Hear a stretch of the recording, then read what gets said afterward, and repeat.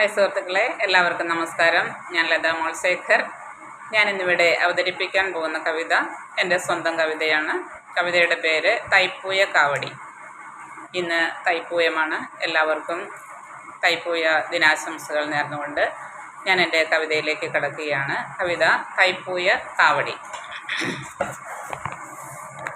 മനസ്സും ശരീരവും ആത്മാവുമർപ്പിച്ച് വ്രതശുദ്ധിയോടെ ഞാനേറ്റുന്നു കാവടി.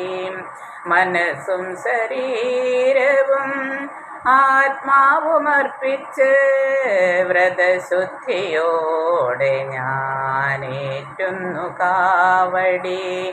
എൻ ജീവിതത്തിൻ ഭാരങ്ങളെല്ലാം ഇന്നു ഞാൻ തോളേറ്റി നിൽക്കുന്നു നിൻ മുൻപിൽ.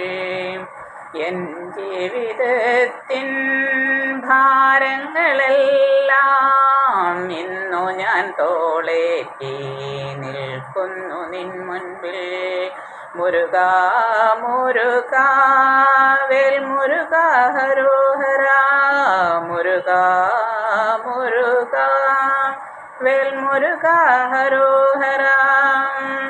തൃപ്പാദസ്പർശത്താൽ പുണ്യമായി തീർന്നോരാ ഹിടുമ്പൻ്റെ കുന്നുകൾ ഈ കാവടികൾ. തൃപ്പാദസ്പർശത്താൽ പുണ്യമായി തീർന്നോരാ ഹിടുമ്പൻ്റെ കുന്നുകൾ ഈ കാവടികൾ. എൻ കാവടിയിലും തിരുവിളയാടി തൈപ്പൂയ തിരുനാളിൽ അനുഗ്രഹമേകും. എൻ കാവടിയിലും തിരുവിളയാടി തൈപ്പൂയ തിരുനാളിൽ അനുഗ്രഹമേകും. മുരുകാ മുരുകാ വേൽ മുരുകാ ഹരോഹരാ. മുരുകാ മുരുകാ വേൽ മുരുകാ ഹരോഹരാ. എപ്പോൾ നീ വരും എന്നറിയാതെ ഞാൻ ഏറ്റുന്നു കാവടി എൻ തോളിലിന്ന്.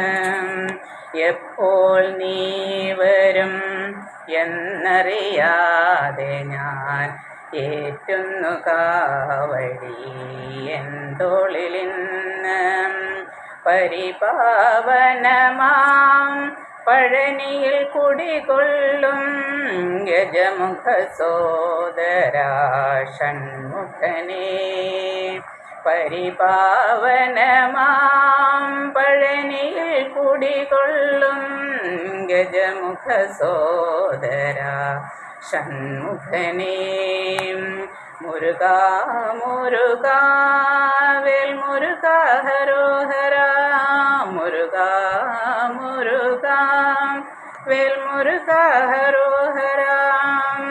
മനസ്സും ശരീരവും ആത്മാവും അർപ്പിച്ച് വ്രതശുദ്ധിയോടെ ഞാനേറ്റുന്നു കാവടി. എൻ ജീവിതത്തിൻ ഭാരങ്ങളെല്ലാം ഇന്നു ഞാൻ തോളേറ്റി നിൽക്കുന്നു നിൻ മുൻപിൽ. നന്ദി.